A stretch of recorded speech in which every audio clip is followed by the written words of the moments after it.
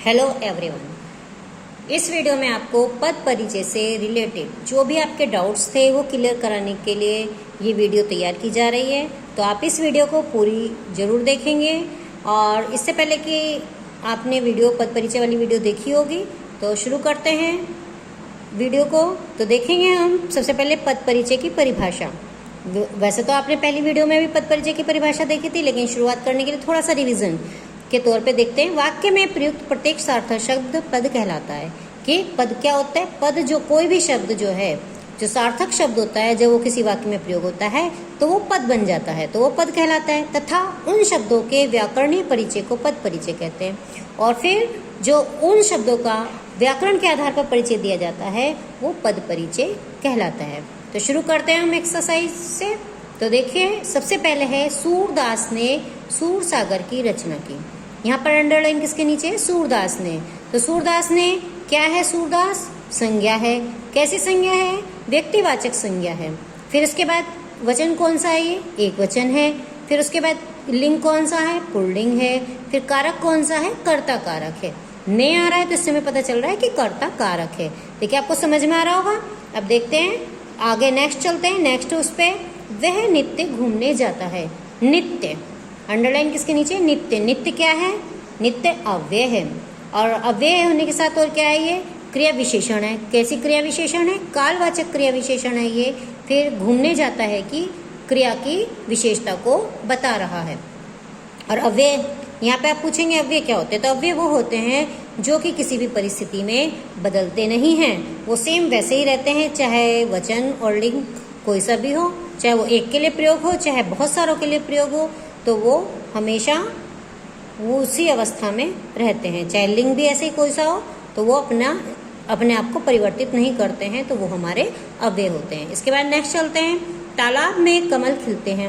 अब यहाँ पे किसके नीचे अंडरलाइन है? खिलते हैं। हेपे पे बिंदी लग रही है, ध्यान रखिएगा। तो खिलते हैं क्या है? क्रिया है। कैसी क्रिया है? एक कर्मक क्रिया है। फिर इसके बाद वचन कौन सा है? बहुवचन है।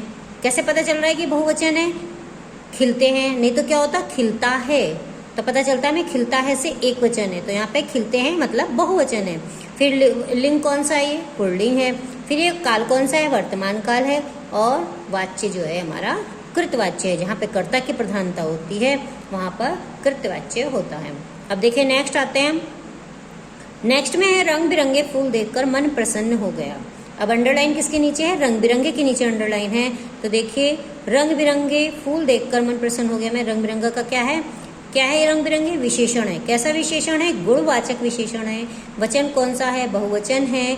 फिर लिंग कौन सा है? पुल्लिंग है। और फूल विशेष्य का विशेषण है। फूल जिसकी विशेषता बताई जाती है वो विशेष्य होता है, तो फूल की विशेषता बताई जा रही है, तो फूल विशेष्य का विशेषण है। क्या विशेषण है? जो है रंग बिरंगे। अब आगे चलते हैं नेक्स्ट की तरफ कि प्रधानाचार्य ने आपको बुलाया है। अंडरलाइन किसके नीचे है? यहाँ पे आपको के नीचे अंडरलाइन है। तो आपको क्या है? आप क्या है? आप जो है सर्वनाम है। कैसा सर्वनाम है? मध्यम पुरुष सर्वनाम है। लिंग कौन सा है? दोनों में से कोई भी हो सकता है, तो इसलिए हम दोनों ही लिखेंगे, स्त्रीलिंग भी और पुल्लिंग भी, या पुल्लिंग स्त्रीलिंग, स्त्रीलिंग पुल्लिंग, कैसे भी करके हम इधर लिख सकते हैं। फिर वचन कौन सा है? एक वचन है। और फिर कारक कौन सा है? कर्म कारक है।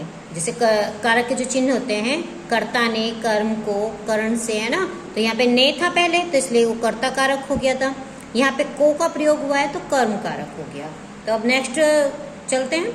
चोर उधर भागा है। अब देखिए, अंडरलाइन किसके नीचे है? चोर उधर भागा है। उधर की तरफ जो है हमारा अंडरलाइन है। तो उधर क्या है? क्रिया विशेषण है। क्रिया की विशेषता को बता रहा है कि उधर भागा है। तो क्रिया विशेषण कौन सा है? स्थानवाचक क्रिया विशेषण है। भागना क्रिया का जो है विशेषण है ये। फिर नेक्स्ट है हमारा वाह, तुमने तो रंग ही जमा दिया। वाह, ये एक निशान है। ये कैसा निशान है? ये विस्मय आदि बोधक का निशान है। और वाह क्या है? अव्यय है। तो अव्यय, विस्मय आदि बोधक अव्यय है। हर्ष के भाव की अभिव्यक्ति यहाँ पर हो रही है। अब देखिए, यहाँ पर मैं आपको एक चीज और बताती हूँ कि जो है जब अव्यय या क्रिया विशेषण होता है, अव्यय क्रिया विशेषण है या कोई भी ऐसे शब्द होते हैं, तो वहाँ पर हम लिंग और वचन को नहीं लिखते हैं और लिंग वचन नहीं बताया जाता है। ठीक है, आपको समझ में आ रहा होगा। आप वीडियो को बीच में नहीं छोड़ेंगे, पूरी अंत तक देखेंगे तो आपको और अच्छी तरीके से समझ में आएगा। अब देखिए नेक्स्ट है, मैं लाल रंग की कमीज पहनता हूँ। तो यहाँ पे मैं है, मैं क्या है, सर्वनाम है। कौन सा सर्वनाम है, उत्तम पुरुषवाचक सर्वनाम है। फिर उसके बाद क्या है, मैं एक वचन है, पुल्लिंग है और कर्ता कारक है। अगर यहाँ पे होता पहनती है में कौन सा हो जाता, पहनती है में स्त्रीलिंग हो जाता, लिंग हमारा चेंज हो जाता, स्त्रीलिंग हो जाता। अब देखिए नेक्स्ट, छात्र पत्र लिख रहा है। छात्र क्या हो गया, जो है संज्ञा है। छात्र क्या हो गई, हमारी संज्ञा हो गई। कौन सी संज्ञा हो गई, जातिवाचक संज्ञा हो गई। फिर जो है लिंग कौन सा हो गया, पुल्लिंग हो गया, एक वचन हो गया और कर्ता कारक। कारक कौन सा हो गया, कर्ता कारक हो गया हमारा, क्योंकि छात्र लिख रहा है इसलिए। अगर यहाँ पे छात्रा हो जाता तो लिंग फिर चेंज हो जाता है, स्त्रीलिंग में आ जाता, या किसी का नाम हो जाता तो फिर वो हमारा व्यक्तिवाचक संज्ञा हो जाती। अब नेक्स्ट चलते हैं, आज हमारी परीक्षा होनी है। आज के नीचे अंडरलाइन हो रहा है, तो आज क्या है, क्रिया विशेषण है। क्रिया की विशेषता है, परीक्षा होनी है की विशेषता बता रहा है, तो क्रिया विशेषण है। कैसा विशेषण है ये, कालवाचक विशेषण है, कालवाचक क्रिया विशेषण है। होनी है क्रिया की जो विशेषता है उसको बता रहा है। फिर इसके बाद नेक्स्ट है, आज तुमने थोड़ा सा ही दूध क्यों पिया। अब यहाँ पे देखिए, यहाँ पे आ रहा है थोड़ा सा। थोड़ा सा क्या है, विशेषण है, कैसा है, मात्रा को बता रहा है। परिमाण मतलब मात्रा को बता रहा है, तो ये हमारा परिमाणवाचक विशेषण हो गया। थोड़ा सा है तो अनिश्चित है, तो अनिश्चित परिमाणवाचक विशेषण हो गया। वचन कौन सा हो गया, एक वचन हो गया, और फिर पुल्लिंग हो गया, और फिर दूध विशेष्य का विशेषण हो गया। फिर नेक्स्ट चलते हैं, वे बहुत ईमानदार हैं। अब यहाँ पे वे के नीचे अंडरलाइन है, वे मतलब सर्वनाम हो गया। कौन सा सर्वनाम हो गया, अन्य पुरुषवाचक सर्वनाम हो गया, एक वचन। फिर ये पुल्लिंग स्त्रीलिंग दोनों हो सकते हैं, तो दोनों है। कारक जो है करता है। अब देखिए यहाँ पर आपको सर्वनाम, तीनों तरीके के सर्वनाम आ गए। पहला आप आया था, तो आप क्या था, हमारा मध्यम पुरुष सर्वनाम। फिर यहाँ पर दूसरा आया था मैं हो गया था हमारा उत्तम पुरुषवाचक सर्वनाम। फिर ये वे आया, वे है गया हमारा अन्य पुरुषवाचक सर्वनाम। तो इस तरीके से हमारे तीनों सर्वनाम आ गए। तो अब देखिए यहाँ पर नेक्स्ट है हमारा, रामू बाजार जाओ। तो यहाँ पे जाओ के नीचे अंडरलाइन है, तो जाओ क्या है, क्रिया है। कैसी क्रिया है, एक कर्मक क्रिया है। फिर काल कौन सा हो गया, हमारा वर्तमान काल हो गया, पुल्लिंग एक वचन। फिर इसके बाद नेक्स्ट है, माँ आपकी रक्षा करती है। माँ क्या है, संज्ञा है। कैसी संज्ञा है, जातिवाचक संज्ञा है, ये हमारी स्त्रीलिंग है, एक वचन है। और फिर इसके बाद ये कारक कौन सा हो गया, कारक हमारा कर्ता कारक हो गया। फिर इसके बाद देखेंगे नेक्स्ट, मैं खुद पढ़ लूंगी। जो खुद है, खुद क्या है, वो निजवाचक है, अपने लिए प्रयोग किया जा रहा है, तो निजवाचक है और सर्वनाम है, ये निजवाचक सर्वनाम है ये, और जो है एक वचन है और स्त्रीलिंग है। तो यहाँ पे देखिए पता चल रहा है, ली बड़ी की मात्रा आ रही है, लूंगी। लूंगा होता तो पुल्लिंग हो जाता, यहाँ पे लूंगी है तो ये हमारा स्त्रीलिंग हो गया है। अब देखिए, हम सभी भारतीयों का अभिवादन करते हैं। यहाँ पर आ गया भारतीयों, है ना, तो भारतीयों क्या हो गया, संज्ञा हो गई, जातिवाचक संज्ञा हो गई, जाति का बोध हो रहा है।